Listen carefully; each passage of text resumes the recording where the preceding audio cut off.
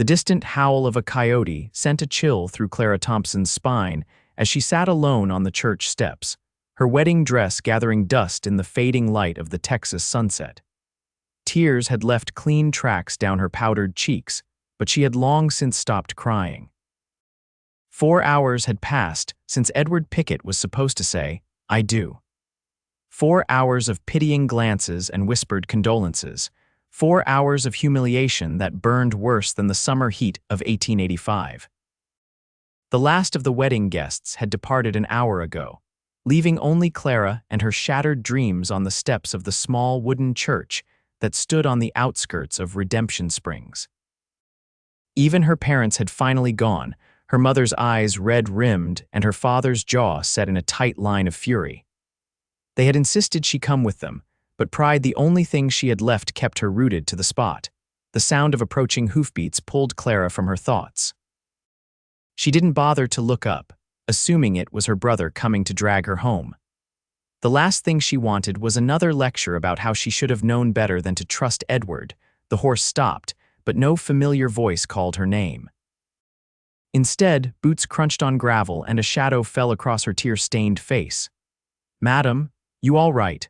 Clara looked up to see a tall stranger, his face shadowed by a worn Stetson. His clothes were coated with the dust of the trail and a gun hung at his hip. She quickly wiped at her face, though it was clearly too late to hide her distress. "As you can see, I am perfectly fine," she said, her voice hoarse from crying. "Just enjoying the evening air in my wedding gown." The stranger shifted, and as he moved, the setting sun caught his features. He was younger than she'd first thought, maybe 30, with a weathered face and eyes the color of a stormy sky. A thin scar traced his jawline, disappearing into the stubble of a beard that hadn't seen a razor in days. "Looks to me like someone's missing a wedding," he said, his voice gentle despite his rough appearance. Clara laughed bitterly. "The groom, as it happens." The stranger removed his hat, revealing thick, sandy hair that curled slightly at the nape of his neck. "Franklin Reed," he said by way of introduction. "Just rode into town." "Clara Thompson," she replied automatically, the good manners her mother had instilled proving hard to break even in her current state, though it was supposed to be Clara Pickett by now. Franklin Reed looked toward the horizon where the last sliver of sun was disappearing. He wasn't man enough anyway. Clara's head snapped up, fresh tears threatening to spill. "You don't know anything about him or me." "Know enough about men who leave women at the altar," Reed said, settling his hat back on his head. "Takes a special kind of coward to do that." Clara wanted to defend Edward, to explain that there must have been a good reason, an emergency perhaps. But she'd spent the past 4 hours making excuses, and she was tired of it. "What do you want, Mr. Reed? I'm sure you didn't ride up to a church to counsel a jilted bride." "Came looking for the preacher, actually. Heard there was work to be had at the Sullivan Ranch, thought he might know if they're still hiring." Reed glanced at the church. "But I reckon he's gone home after all this excitement." Clara nodded, suddenly aware of how ridiculous she must look, sitting alone in her wedding finery as night fell. "Reverend Goodwin left 2 hours ago. I should go too before it gets dark." She stood, wobbling slightly on legs that had gone stiff from sitting too long. Reed's hand shot out to steady her, and she felt the calluses on his palm as he gripped her elbow. "You got family nearby?" "Yes, but I'd rather not face them just yet." The thought of her mother's tears and her father's anger was too much to bear. "I thought I might walk a while, clear my head." Reed frowned. Not safe for a lady to be walking alone after dark. Clara gestured at her elaborate gown, the beaded bodice catching what little light remained. "I don't think any outlaws will mistake me for an easy target, Mr. Reed." A smile tugged at the corner of his mouth. "No, madam, but that dress is worth more than most men around here make in a year. And word spreads fast in small towns. If people know you've been left standing, they might figure you've got your wedding jewels on you." Clara hadn't considered that. She touched the pearl necklace at her throat, a gift from her father that morning. Reed seemed to make a decision. "My horse can carry both of us. I'll take you wherever you want to go." Clara hesitated. Getting on a horse with a stranger wasn't proper, but neither was sitting alone on church steps after dark. And there was something reassuring about Franklin Reed, despite his trail-worn appearance. "I'd appreciate a ride to the creek that runs behind the Thompson property," she said finally. "I can find my way home from there without anyone seeing me." Reed nodded and led his horse closer, a sturdy buckskin gelding with a white blaze down its face. "This is Chance," he said, patting the horse's neck. "He won't mind the extra weight." Clara gathered her skirts, suddenly aware of the logistical challenge her wedding dress presented. Reed seemed to realize it at the same time and offered his cupped hands as a step. With as much dignity as she could muster, Clara placed her satin-slippered foot in his hands and allowed him to boost her onto the saddle. Reed swung up behind her with the easy grace of a man who'd spent his life on horseback. Clara tried to maintain a proper distance, but the saddle wasn't made for two, and she found herself pressed against his chest, the smell of leather, tobacco, and open plains enveloping her. "Which way?" he asked, his voice close to her ear. Clara pointed north, toward the edge of town where her family's property began. As they rode, the stars began to appear above them, bright pinpricks in the vast Texas sky. "You're not from around here," Clara said, breaking the silence. "It wasn't a question." "No, madam." "Montana originally, but I've been drifting for some years now. Worked cattle drives, broke horses, did some scouting for the army." Reed guided Chance around a rocky patch in the road. "Heard the Sullivan outfit was looking for men who know horses." "They are," Clara confirmed. "Mr. Sullivan bought a string of wild mustangs last month, wants to train them for the cavalry." They fell silent again, and Clara found herself wondering what Edward was doing at that moment. Was he sorry? Was he in trouble? Or had he simply decided that marrying the daughter of a successful rancher wasn't what he wanted after all? "My former fiancé works at the bank," she said suddenly. "He was supposed to become the manager next month. Everyone said we were a perfect match." Reed didn't respond immediately, and Clara was grateful. She didn't want platitudes. "Creek's just over that rise," she said, pointing to a low hill ahead. "You can let me down there." Reed slowed Chance to a walk as they approached the hill. The moon had risen now, casting a silver light over the landscape. Clara could see the creek glittering below, the water low after weeks without rain. When they reached the creek bank, Reed dismounted first, then reached up to help Clara down. Her legs were unsteady as her feet touched the ground, and she stumbled slightly, her hands finding purchase on Reed's shoulders. "Thank you," she said, stepping back quickly. "For the ride and for not saying what everyone else will be saying tomorrow." Reed tilted his head. "What's that?" "That I should have known better. That Edward was always too smooth talking, too handsome to be trusted." Clara smoothed her wrinkled skirts. "That I got what was coming to me for being so proud." Reed's expression hardened. "Anyone says that to you, you send them my way." The unexpected protectiveness in his voice caught Clara off guard, and she laughed nervously. "I don't think that will be necessary, Mr. Reed. Besides, you'll be at the Sullivan Ranch if they hire you." "Offer stands all the same." Reed tipped his hat. "You sure you can find your way from here?" Clara nodded. "It's a straight path through the trees to our back field. I've walked it 100 times. Reed hesitated. "Might be forward of me to say, but if you need any help in the coming days, any errands run that you don't want to face town for, I'd be willing." Clara was touched by the unexpected kindness. "That's very gallant, Mr. Reed, but I'll be fine. I may have been left at the altar, but I haven't lost my backbone." A genuine smile spread across Reed's face, transforming his features. "No, madam, I don't believe you have." With a final nod, Reed mounted Chance and turned the horse back toward town. Clara watched until he disappeared over the rise, then gathered her skirts and began the walk home, the pearl necklace heavy against her collarbone. The Thompson house was mostly dark when Clara approached, only the lamp in her father's study still burning. She slipped in through the kitchen door, hoping to reach her bedroom undetected, but her mother was waiting in the hallway, a cup of tea clutched in her trembling hands. "Oh, Clara," Catherine Thompson whispered, her eyes filling with fresh tears. "We were so worried." Clara accepted her mother's embrace, breathing in the familiar scent of lavender water. "I'm sorry, I needed time to think." Her mother stepped back, examining Clara's face in the dim light. "Your father wants to ride over to the Pickett farm tonight. He's convinced Edward must be in some terrible trouble to have done this." Clara shook her head. "Please ask him not to. If Edward wanted to explain, he knows where to find me. Catherine Thompson's mouth tightened. That man has broken your heart and humiliated our family. He owes us an explanation at the very least. What explanation could possibly make this better? Clara asked wearily. Please, Mother, I just want to sleep. Her mother relented, helping Clara upstairs to her bedroom. As Catherine unlaced the wedding dress, Clara stared at her reflection in the mirror. She hardly recognized the pale, hollow-eyed woman who stared back. What will I do now? She whispered, not realizing she had spoken aloud until her mother answered. You'll hold your head high, Catherine said firmly. You'll show this town that Clara Thompson is made of stronger stuff than they think. Clara nodded, but as she crawled into bed after her mother left, she wondered if she really was as strong as everyone believed.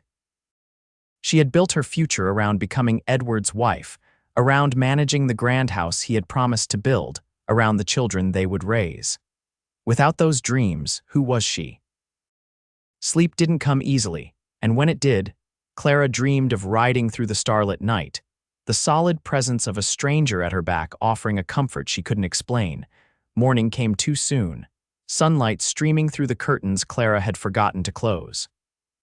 For one blissful moment, she thought it was her wedding day, but reality crashed back as she saw her crumpled gown hanging from the wardrobe door. A soft knock at the door preceded her sister's entrance. Hannah, younger by 2 years, carried a tray with toast and coffee. Father says you don't have to come down if you don't want to, Hannah said, setting the tray on the bedside table. But there's a man at the door asking for you. Clara sat up, her heart lurching painfully. Edward? Hannah shook her head. No, says his name is Franklin Reed. Tall fellow, looks like he's been on the trail a while. Clara frowned in confusion. Did he say what he wants? Only that he has information he thinks you should hear. Hannah's eyes were bright with curiosity. Who is he? Just someone who helped me last night, Clara said, swinging her legs over the side of the bed. Tell him I'll be down in a moment. Hannah nodded and left while Clara quickly washed her face and changed into a simple blue dress. She pinned her hair into a knot at the nape of her neck, too rushed for anything more elaborate. As she descended the stairs, she could hear her father's deep voice from the front parlor, questioning Reed. Just seems mighty convenient that you're new in town and suddenly involved in my daughter's affairs, George Thompson was saying as Clara entered the room. Reed stood by the window, his hat in his hands, his posture respectful but not deferential. He'd clearly made an effort to clean up, his face freshly shaved and his clothes brushed free of dust. When he saw Clara, he straightened. Miss Thompson, he said, nodding in greeting. Clara's father turned, his expression a mixture of concern and disapproval. Clara, this man says he encountered you last night.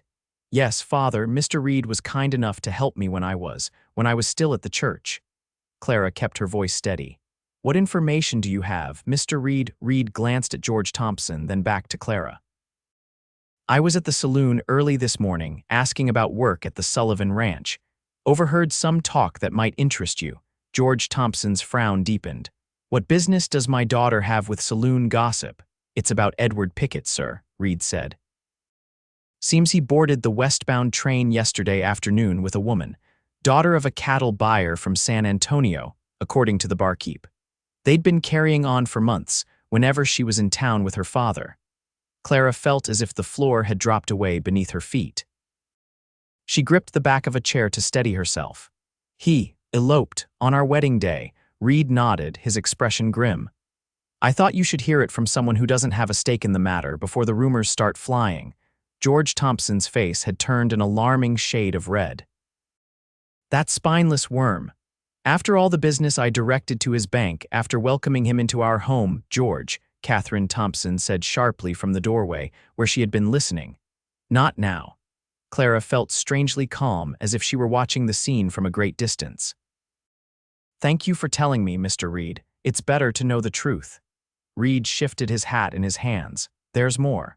The bank opened late this morning because they were checking the accounts. Word is Pickett helped himself to some funds before he left. Nothing that will ruin the bank, but enough to start fresh somewhere else.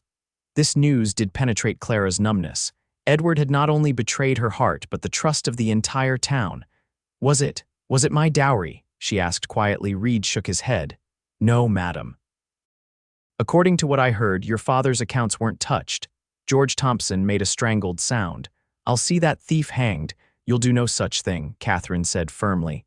Think of Clara. Think of our family's reputation. The last thing we need is more scandal.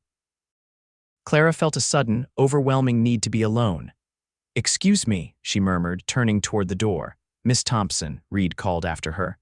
I did stop by the Sullivan Ranch on my way here. They've offered me work breaking those Mustangs. I'll be staying at the bunkhouse there if you need anything. Clara paused, puzzled by his continued concern. That's very kind, but I'm sure our paths won't cross again, Mr. Reed. Thank you for your candor this morning. As she climbed the stairs to her room, Clara could hear her parents arguing with Reed still caught in the middle. She closed her door against the noise and sat at her window, staring out at the fields that stretched toward town. Edward had planned his escape. While she had been trying on her wedding dress, he had been planning to run away with another woman. While she had been writing her vows, he had been embezzling money. Every sweet word, every promise had been a lie. Clara didn't know how long she sat there before another knock came at her door. Clara. It was her father. May I come in? She didn't answer, but he entered anyway, his footsteps heavy on the wooden floor. That Reed fellow has gone, he said, sitting beside her on the window seat. Seemed genuine enough, I suppose, though I don't like strangers involving themselves in family matters. Clara continued to stare out the window. He was just being kind. George Thompson sighed heavily. I've sent a telegram to the authorities in the next county. They'll be on the lookout for Pickett. The money he stole is one thing, but I won't have him get away with breaking my daughter's heart. Clara turned to her father, surprising herself with a flash of anger. And what would that accomplish? Dragging Edward back in chains won't undo yesterday. It won't make him love me. It would be justice, her father insisted. It would be revenge, Clara countered. And it would only make me more of a spectacle. She shook her head. I don't want Edward Pickett brought back in shame any more than I want to marry a man who loves another woman. Let him go. George Thompson studied his daughter with surprise. You're being very reasonable about this. I don't feel reasonable, Clara admitted. I feel hollow, but I won't let Edward take my dignity along with everything else. Her father placed a hand over hers. What can I do? Clara thought for a moment. I need something to occupy my mind, some purpose. George nodded slowly. Your mother won't like it, but you could help me at the ranch. The accounts need organizing, and you've always had a head for figures. For the first time since the wedding day, Clara felt a glimmer of purpose. Her father had always said she understood the business side of ranching better than her brothers, though he had never seriously considered bringing her into the family business. Edward had been adamant that no wife of his would work, and Clara had accepted that her education would be used only for managing household accounts. I'd like that, she said. When can I start? The next morning, Clara rode with her father to the ranch office, a small building set apart from the main house. The ranch hands they passed tried to hide their curiosity, but Clara could feel their eyes on her. News traveled fast in Redemption Springs, and by now everyone would know about Edward's betrayal. As they approached the stables, Clara noticed a group of men gathered around a corral where a wild-eyed Mustang was charging around the perimeter, kicking up dust. Sullivan's new stock, her father explained, following her gaze. Mean-tempered beasts, most of them. I told him he was wasting his money. Clara reined in her horse for a better look. Among the men at the corral, she recognized Franklin Reed, his sleeves rolled up as he leaned on the fence, studying the Mustang's movements. As if sensing her attention, Reed looked up, meeting her eyes across the distance. He touched the brim of his hat in greeting, and Clara nodded in return before following her father to the office. The work was exactly what Clara needed. Her father's accounts were in disarray, and she spent the morning sorting through invoices and ledgers, creating a system that would make tracking expenses and income simpler. Time passed quickly, and when her father suggested they break for lunch, Clara was surprised to find it was already past noon. You've done more in one morning than my last clerk did in a month, George said approvingly as they shared the lunch Catherine had packed. You really do have a knack for this. Clara felt a small glow of pride. I enjoyed my studies at Miss Porter's school more than Mother ever understood. Mathematics was always my best subject. George Thompson looked thoughtful. Maybe Edward doing a runner was a blessing in disguise. He never would have let you use your mind like this. Clara's smile faltered. Maybe so, but it's hard to see it that way just yet. After lunch, her father was called away to deal with a problem at the north pasture, leaving Clara to continue working alone. She was so absorbed in the task that she didn't hear the knock at first. When it came again, louder, she looked up to find Franklin Reed standing in the doorway, his hat in his hands. "Sorry to disturb you, Miss Thompson," he said. "Your father asked me to check if you needed anything before I head back to the Sullivan place." Clara set down her pen, surprised. "My father asked you?" Reed's mouth quirked. "Well, he mentioned you were working here alone and I offered to stop by. He didn't object." Clara wasn't sure what to make of that. Her father was notoriously protective of his daughters. "I'm fine, thank you, just organizing these accounts." Reed nodded but didn't leave. Instead, he leaned against the doorframe, his eyes taking in the stacks of papers. "Your father said you have a good head for numbers." "I enjoy the work," Clara said, feeling suddenly self-conscious. "It keeps my mind occupied." "That's important," Reed agreed. "Keeping busy." He hesitated, then added, "The talk in town has already moved on if you're worried about that." Banks appointed a new manager, some fellow from Dallas who's coming next week. Clara felt a knot of tension she hadn't realized she was carrying begin to loosen. That's good to know." Reed straightened, seeming to have accomplished what he came for. "I should get back. Mr. Sullivan wants those Mustangs gentled by the end of the month." "I saw one this morning," Clara said. "The black with the white forelegs. He looked particularly spirited." A genuine smile crossed Reed's face. "That's Thunder. He's going to be a challenge, but he's got heart. Just needs to learn to trust." There was something in the way Reed spoke about the horse that intrigued Clara. "You sound like you understand him." "I've worked with wild horses most of my life," Reed said with a shrug. "You learn to see what they're thinking, what they're afraid of." He settled his hat on his head. "Good day, Miss Thompson." After he left, Clara found it hard to concentrate on the accounts. Her thoughts kept drifting to Reed and the quiet confidence he radiated when speaking about the horses. It was a stark contrast to Edward's polished charm, which now seemed calculated and hollow in retrospect. Over the next 2 weeks, Clara fell into a routine. Mornings and early afternoons were spent at the ranch office, bringing order to her father's business affairs. Late afternoons were for visits with friends who had rallied around her after the wedding disaster. Evenings were quiet family dinners where no one mentioned Edward Pickett's name. She saw Franklin Reed occasionally, usually from a distance as he worked with the Sullivan Mustangs. Once or twice they exchanged greetings when their paths crossed, but never more than that. Clara told herself she wasn't disappointed. The news came on a Tuesday. Clara was just finishing the monthly accounts when her brother Matthew burst into the office, his face flushed with excitement. "They caught him," he announced without preamble. Edward Pickett, the sheriff in El Paso, recognized him from the wanted notices. Clara's pen slipped, leaving an ink blot on the ledger. "They arrested him," Matthew nodded eagerly. "Him and his lady friend both. They're bringing them back to stand trial for the bank theft." Clara felt as if ice water had been poured down her spine. "When will they arrive?" "Friday's train, most likely," Matthew said. "Father's beside himself with satisfaction, says justice is finally being served." But it didn't feel like justice to Clara. It felt like her humiliation was about to be paraded through town all over again. Edward would be brought back in chains, and everyone would stare and whisper, remembering the woman who hadn't been good enough to keep her man. "I need some air," she said abruptly, standing and gathering her shawl. "Should I tell Father where you've gone?" Matthew called after her as she hurried outside. "I'm just going for a walk," Clara replied, not slowing her pace. She had no destination in mind, only the need to be away from the suffocating sympathy that would soon envelop her again. Her feet carried her past the main house and toward the creek that bordered the Thompson and Sullivan properties. The day was warm for early October, the trees along the creek beginning to show hints of gold and crimson. Clara followed the water's edge, her thoughts tumbling over each other. She had just begun to rebuild her life, to envision a future different from the one she had planned with Edward. Now he would return, and all the progress she had made would be undone by fresh gossip and pitying glances. The sound of splashing drew her attention, and Clara realized she had wandered onto Sullivan land. Through the trees, she could see someone in the creek, a man watering a horse. As she hesitated, uncertain whether to retreat, the man looked up.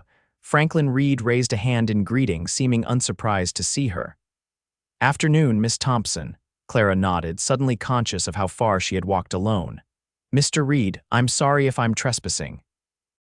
Reed shook his head, leading the horse, the black Mustang she had seen before, out of the water. "Creeks for everyone." He studied her face for a moment. "Something wrong?" Clara hesitated. Reed had been nothing but kind, but she barely knew him.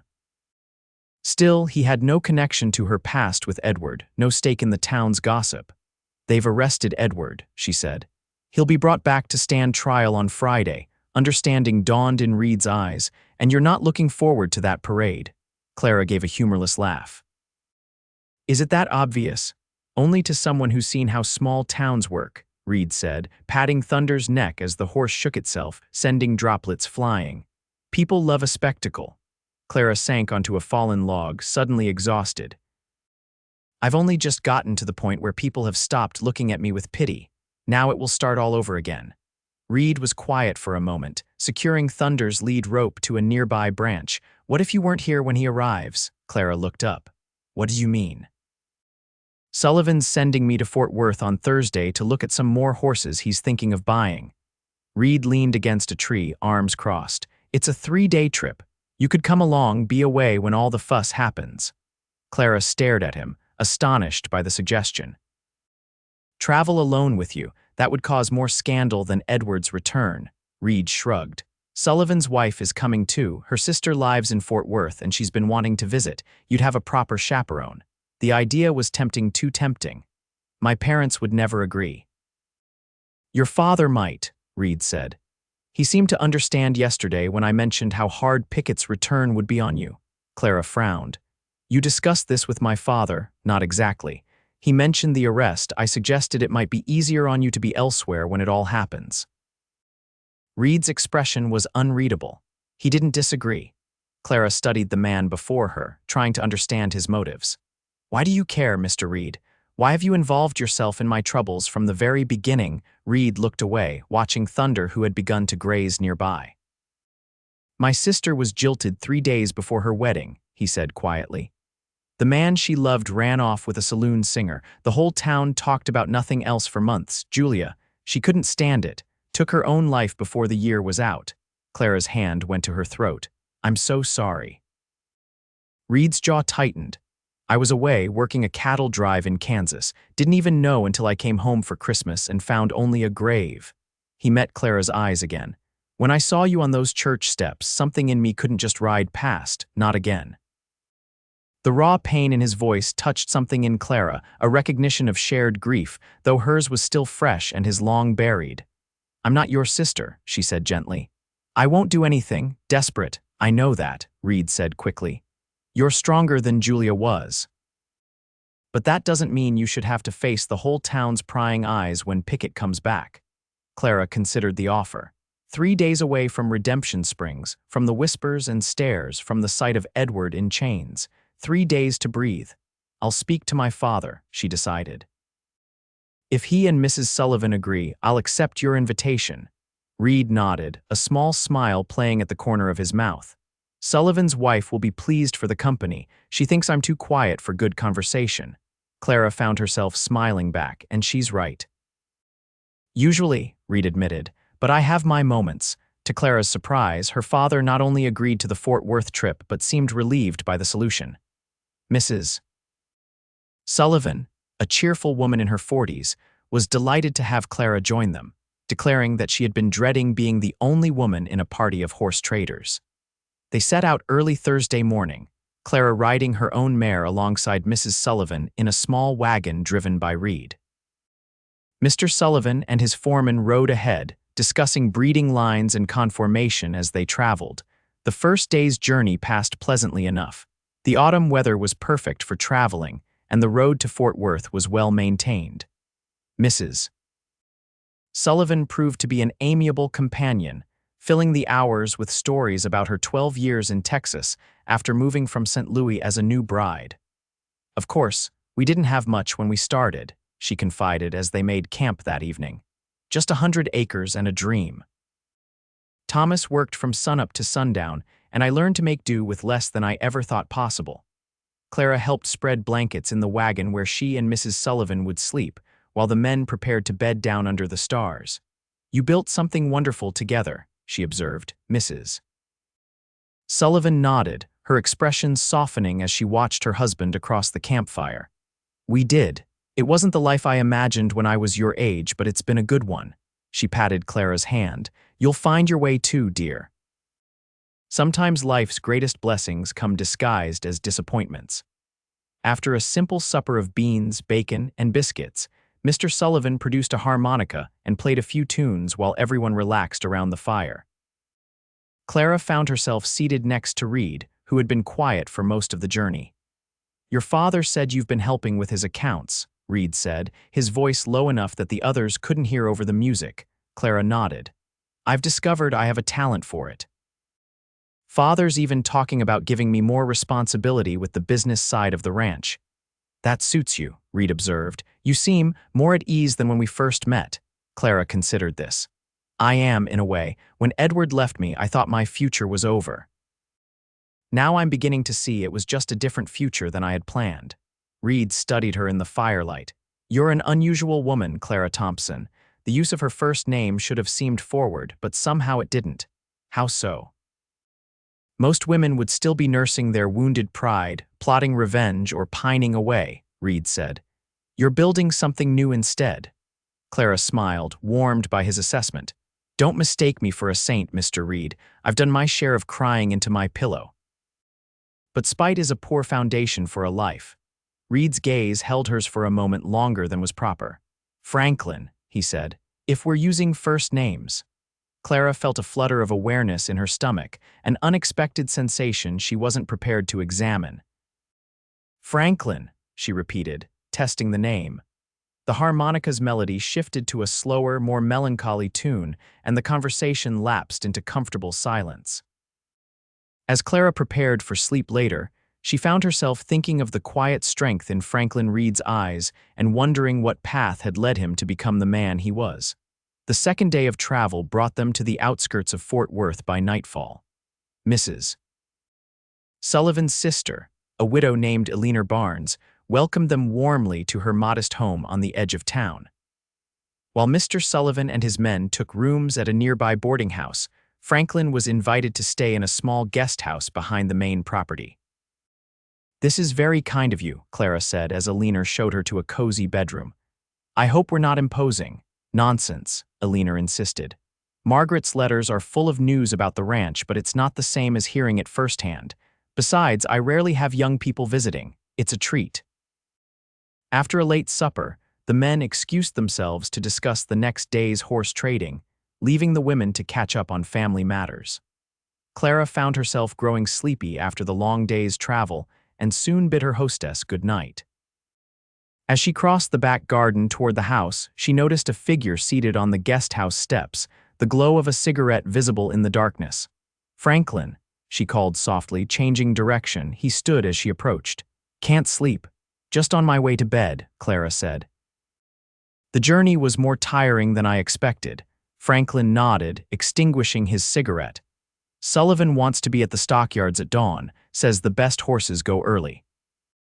Clara hesitated, aware that standing alone with a man in a darkened garden was hardly proper, but reluctant to end the conversation. "Thank you for suggesting this trip. It's exactly what I needed." "You're welcome." Franklin's voice was quiet in the night air. "I meant what I said before." "You're handling all this with more grace than most would." Clara shook her head. "I don't feel graceful. I feel adrift sometimes. Everything I thought my life would be has vanished." "That's not always a bad thing," Franklin said. "Some of the best trails aren't on any map." There was something in his tone that made Clara curious. "Is that why you've spent your life drifting, looking for unmarked trails?" Franklin was silent for so long that Clara thought she might have offended him. Finally, he spoke. "After Julia died, home didn't feel like home anymore. My father blamed me for not being there, said if I'd been around instead of chasing wages across 3 states, I could have stopped it. That's unfair, Clara protested. Franklin shrugged. Maybe, maybe not. Either way, it was easier to keep moving than to face what was left. He looked up at the star-filled sky. But lately I've been thinking it might be time to stop running. There was a weight to his words that Clara didn't fully understand, but before she could ask more, the back door of the main house opened, spilling light into the garden. "Clara," Eleanor called. "Is that you out there?" "Yes, Mrs. Barnes," Clara replied, suddenly conscious of how the scene might appear. "Just getting some fresh air before bed." Eleanor appeared at the garden gate, a shawl around her shoulders. "It gets chilly at night this time of year," she said, her tone pleasant but pointed. "Best come inside now."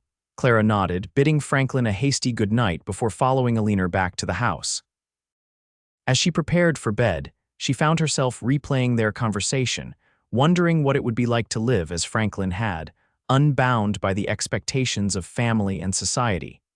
The next morning brought the bustle of activity as the men prepared to visit the stockyards. To Clara's surprise, Mrs. Sullivan suggested they accompany them. "Fort Worth stockyards are quite a sight," she explained as they rode in Eleanor's small carriage. "And I've always enjoyed watching Thomas evaluate horses. He has an eye for quality that few can match."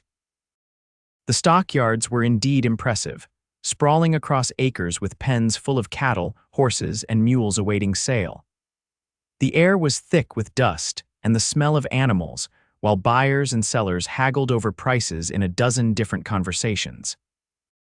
Clara watched as Mr. Sullivan, his foreman, and Franklin moved from pen to pen, studying the horses with critical eyes. Franklin in particular seemed to have a way with the animals, approaching even the most nervous with a calm confidence that soon had them eating from his hand. "Your Mr. Reed has a gift," Mrs. Sullivan observed, following Clara's gaze. Clara felt her cheeks warm. "He's not my Mr. Reed," Mrs. Sullivan's eyes twinkled. "Perhaps not yet, but I've seen the way he watches you when you're not looking." Before Clara could formulate a response, Mr. Sullivan approached, his expression triumphant. "Found exactly what we're looking for," he announced. 6 3-year-olds with good bone and better temperaments, Reed's checking their teeth now." They spent the remainder of the day completing the purchase and arrangements for transporting the horses back to the ranch. By the time they returned to Eleanor's house, Clara was exhausted but oddly exhilarated by the day's activities. After dinner, Eleanor suggested a walk to the small park nearby. "The band plays on Saturday evenings," she explained. "Nothing fancy, but it's a pleasant way to spend an hour."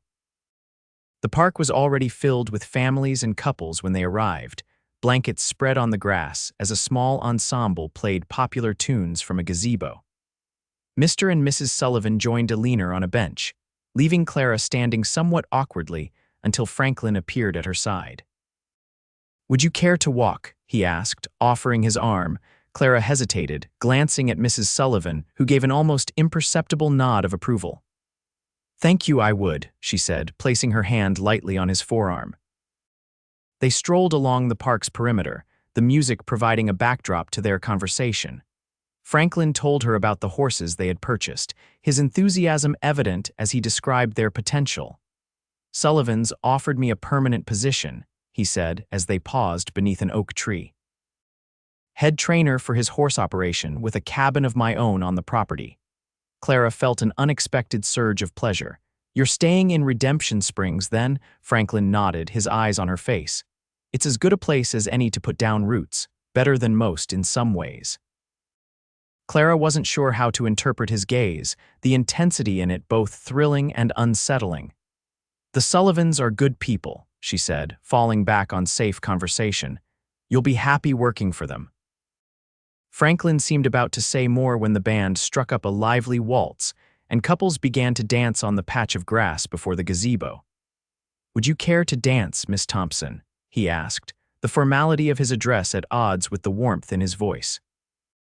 Clara nodded, allowing him to lead her to the edge of the impromptu dance floor. Franklin's hand at her waist was firm, his other hand holding hers with surprising gentleness. He moved with the natural grace she had noticed that first night, guiding her through the steps with confidence. You dance well for a man who spent his life on horseback, Clara observed. Franklin smiled. My mother insisted all her children learn, said you never know when civilization might break out on the frontier.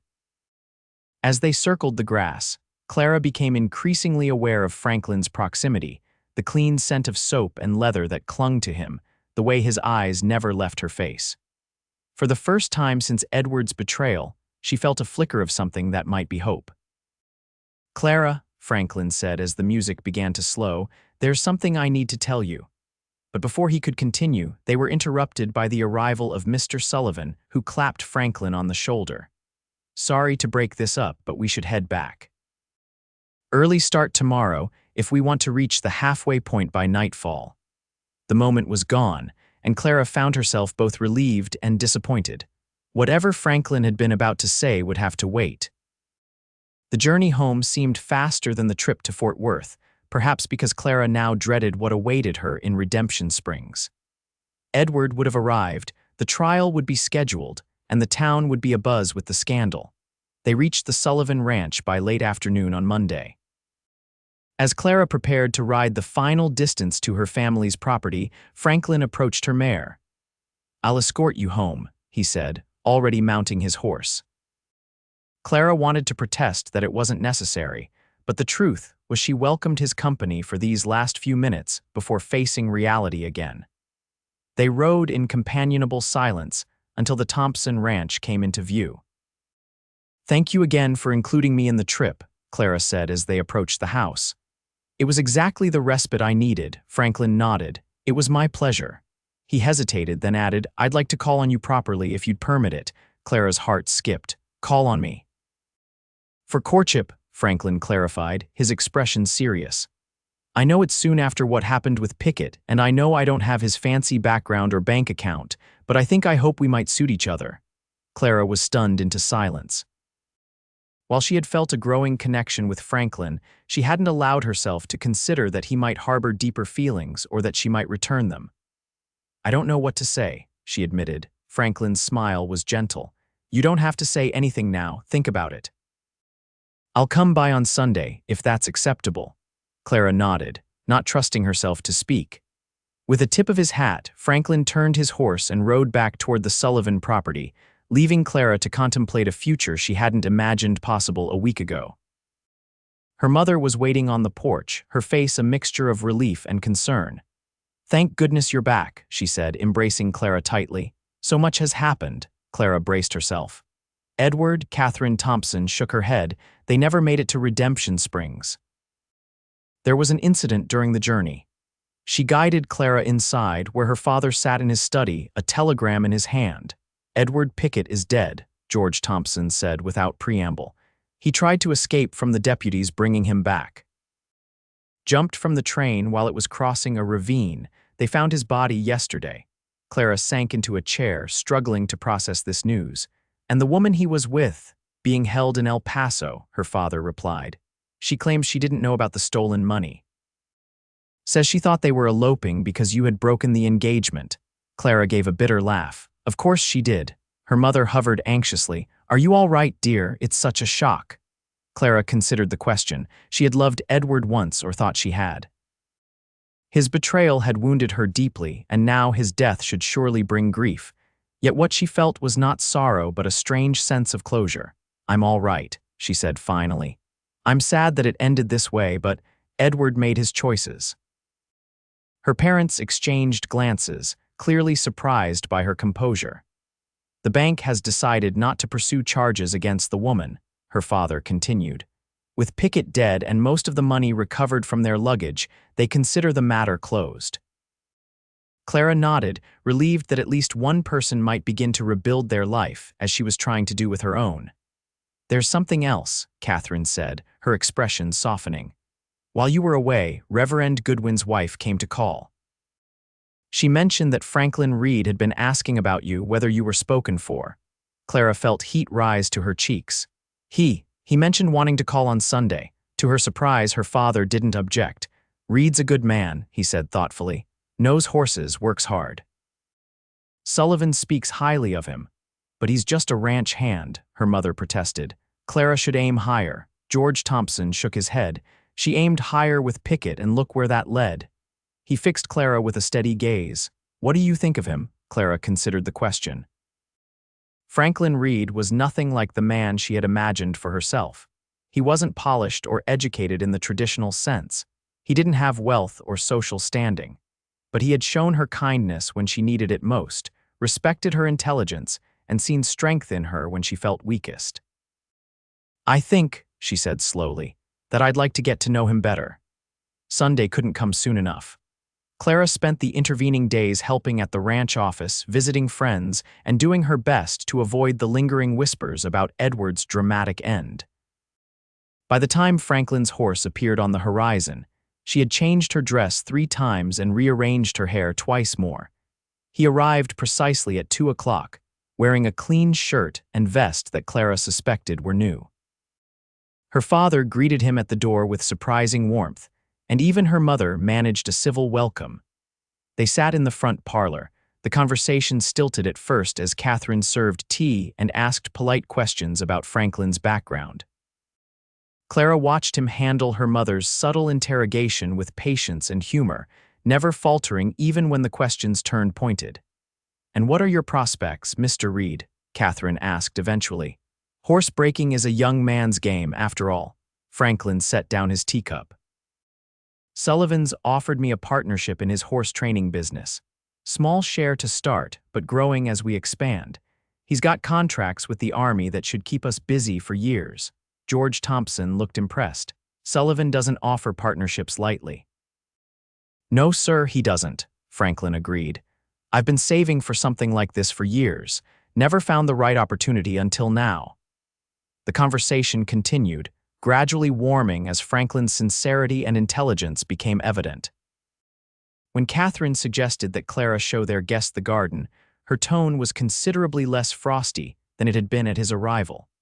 The October afternoon was mild, golden sunlight filtering through the changing leaves as Clara and Franklin walked the garden paths. For a while, they spoke of inconsequential things: the weather, the horses Franklin was training, Clara's work in her father's office. Finally, Franklin stopped beside a rose bush, its last blooms clinging stubbornly to the stems. "I meant what I said before," he began, "about courtship. But there's something you should know first." Clara's heart quickened. "What is it?" Franklin seemed to choose his words carefully. "The night we met, when I said Pickett wasn't man enough anyway. I spoke from anger, not just about him, but about all men who make promises they don't intend to keep." He met her eyes directly. "I can't offer you the life Pickett promised. I don't have his education or his prospects. But I can promise you this: I will never make a vow I don't intend to honor with my last breath." The intensity in his voice left no doubt of his sincerity. Clara found herself deeply moved by the simple pledge. "When Edward left me at the altar, I thought my heart was broken beyond repair," she said softly. "But these past weeks have shown me that perhaps it was just broken open to new possibilities I never would have considered before." Franklin took her hand, his calloused palm warm against her skin. "Is that a yes to my courtship?" Clara smiled, feeling as if she stood on the edge of an unmarked trail, one that promised adventure and challenges, but also the steadfast companionship of a man who had already proven his worth. "Yes," she said, "it is." The courtship that followed defied the expectations of Redemption Springs society. Franklin called regularly on Sundays, taking Clara for drives in Sullivan's buggy or accompanying her to church socials. During the week, he often rode over at lunchtime when Clara was working in her father's office, bringing a simple meal they would share by the creek. Their conversations ranged widely, from books they had read to dreams they held. Clara discovered that, beneath Franklin's quiet exterior, lay a sharp mind and a dry wit that frequently surprised her into laughter. Franklin, in turn, seemed endlessly fascinated by Clara's thoughts on everything from ranch management to women's suffrage. By Christmas, even Clara Thompson had warmed to Franklin, impressed by his reliability and the respectful way he treated not just Clara but everyone he encountered. When he joined them for Christmas dinner, he presented Clara with a small leather-bound volume of Tennyson's poems. a thoughtful gift that showed he had been paying attention when she mentioned her fondness for the poet.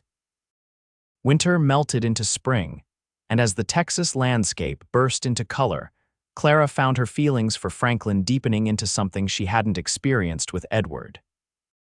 This wasn't the giddy infatuation she had mistaken for love before, but something steadier and truer, built on mutual respect and genuine affection. It was a warm evening in May when Franklin proposed, not with grand gestures or flowery speeches, but with the straightforward honesty that had become the hallmark of their relationship. They were walking along the creek that separated the Thompson and Sullivan properties, the setting sun painting the water gold. Franklin had been quieter than usual, and Clara had just asked if something was troubling him. "Not troubled," he said, stopping to face her.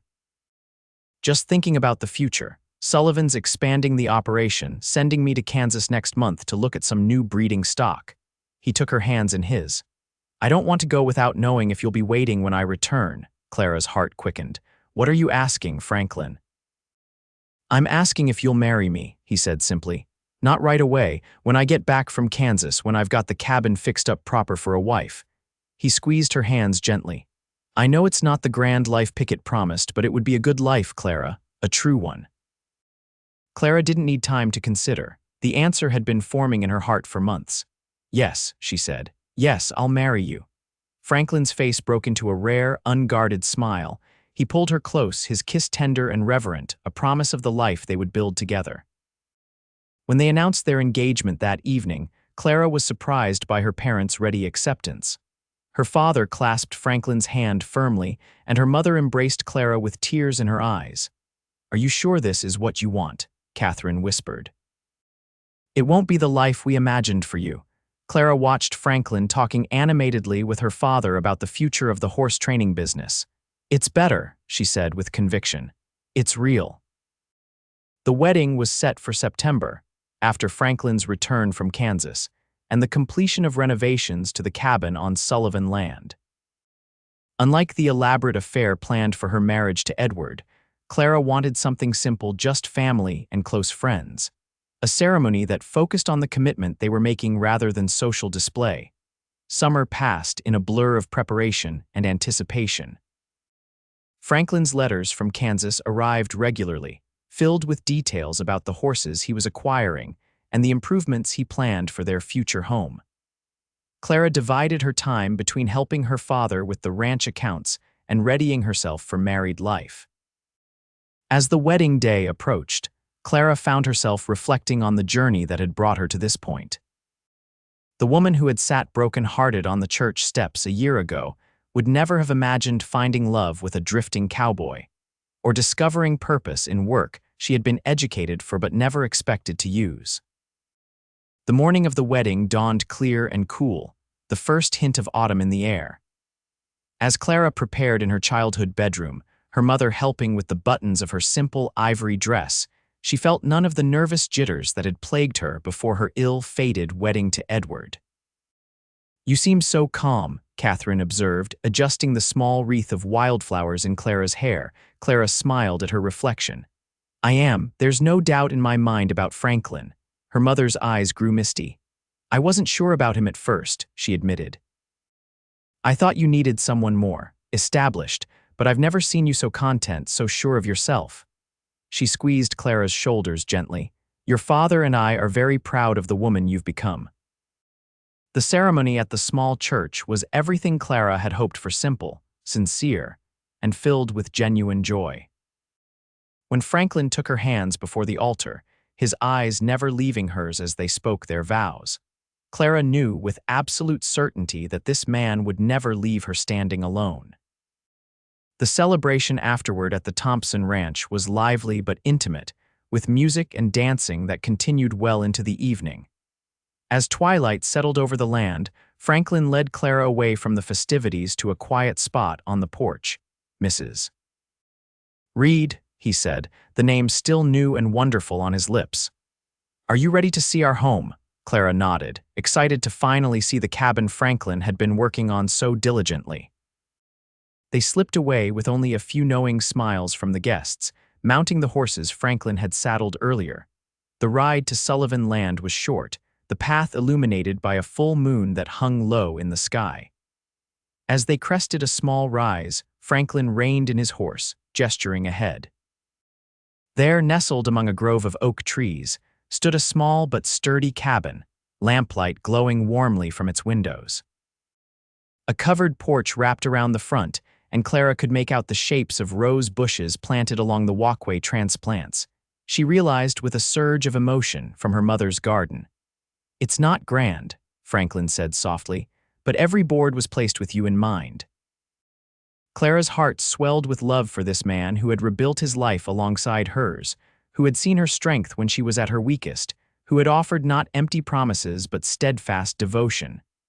"It's perfect," she said, meaning it with all her heart. As they dismounted and Franklin lifted her over the threshold, Clara thought of that fateful day when a stranger had found her abandoned on church steps and declared that the man who left wasn't worthy of her. Franklin Reed had been right, but not in the way either of them could have imagined then. Edward Pickett hadn't been man enough for the life. Clara was meant to live a life richer, more authentic, and more fulfilling than anything she had dreamed of in her carefully planned future. A life built not on social expectations or superficial charm, but on mutual respect, shared purpose, and a love that had grown from the broken ground of disappointment into something enduring and true. As Franklin drew her into his arms in the home they would share, Clara knew that sometimes the best trails truly were the ones not marked on any map, the unexpected journeys that led not where you had planned to go, but exactly where you were meant to be.